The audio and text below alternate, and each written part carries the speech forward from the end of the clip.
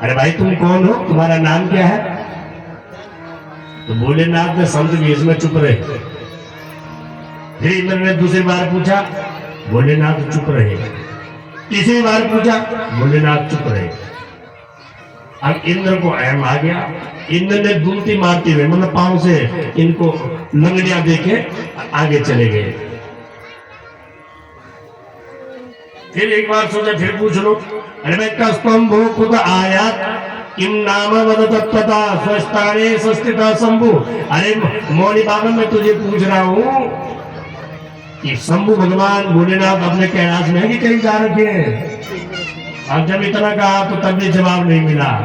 अब इसने अपना वज्र उठा दिया। किसने? इंद्र ने अपने पद की मद में वज्र उठाया और वज्र जैसे भोलेनाथ पे फेंकने लगा तो इंद्र सहित वज्र ही स्तंभित हो गया, जाम हुई। इंद्र भी जाम हुई और इंद्र को वज्र भी जाम। अब भोलेनाथ के गुस्से से एक तेज निकला। अब वो तेज इंद्र को निकलने लग गया। अब गुरु जी बृहस्पति को आई दया। बृहस्पति ने कहा, महाराज क्या करें, ऐसे मूर्ख चेले हमारी झोली में पड़े। लेकिन गुरु के नाते प्रभु आप जरा, मैं पहचान गया भोलेनाथ आपको। आप कोई संत नहीं है, कोई योगी नहीं है, आप योगी नहीं है, आप योगी योगेश्वर महायोगी है। आप नाटिके नहीं है, आप नटराज है। प्रभु क्षमा कर दो, इसके प्राणों को बगस दो। तो भोलेनाथ ने कहा, चलो अगर तुम कह रहे हो ऐसे निठल्ले चेले की, तो इस गुरु परंपरा को जीवित रखने के लिए हम इसको बचा देते, लेकिन आज से तुम्हारा नाम बृहस्पति नहीं होगा। क्या होगा प्रभु हमारे नाम? बोला, तुमने इस इंद्र जैसे मूर्ख चेले को जीवन दान दिलाया, इसलिए आज से तुम्हें विद्वान लोग बृहस्पति नहीं जीव कहेंगे। क्या कहेंगे? जीव। और हमारे यहाँ ज्योतिष शास्त्र में एक श्लोक है कि केंद्रो जीवो यस्यः, जिसके केंद्र में जीवनी बृहस्पति बैठा हुआ है, सजाता कुल दीपक, वो अपने कुल में दीपक के समान होता है। अच्छा ठीक है महाराज, आपने बहुत बड़ी कृपा की। भोलेनाथ ने किया, महाराज देवगुरु बृहस्पति कृपा तो हमने कर दी, लेकिन जो ये हमारा क्रोध निकल चुका है, इस क्रोध का हम क्या करें, कहां डालें?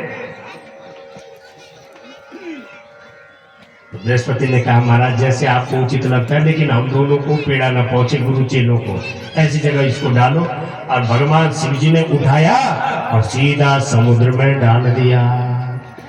और समुद्र में जब वो अपनी क्रोध अग्नि डाली, उसने वहां एक बच्चे का रूप ले लिया। और बच्चे का रूप जब उसने लिया, इतनी जोर से रोया, इतनी जोर से रोया कि 3 लोग 14 भुवन कांपने लगे, पृथ्वी धैर्य खोने लगे।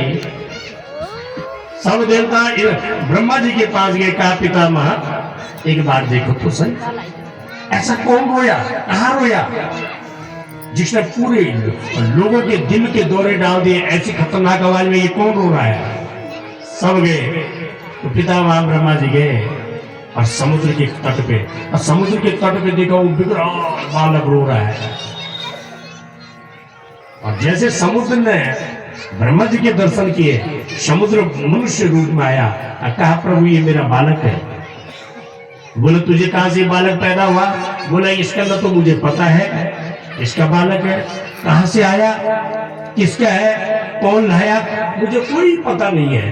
लेकिन हे ब्रह्मदेव, मेरी झोली में किसी ने डाला तो मैं इसका पालन पोषण तो करूंगा। और आप ब्रह्म के नाते इसका जात कर्म संस्कार कर दो, इसका नाम रख दो। ब्रह्मा जी ने कहा ठीक है, और समुद्र ने उठाया ब्रह्मा जी की गोदी में, उस बालक को डाल दिया। ध्यान दो, अब उस बालक ने ब्रह्मा जी के 4 मुखों को देखकर ब्रह्मा जी को 2 पकड़ी, चट करी पकड़े। समझो, इतनी जोर से गला पकड़ा, इतनी जोर से गला पकड़ा कि पहले ब्रह्मा जी ने सोचा कि छोटा मोटा ही होगा, लेकिन इतनी जोर से पकड़ा कि महाराज ब्रह्मा जी के आंसू निकलने लगे चारों मुख से। तर तर तर तर तर तर।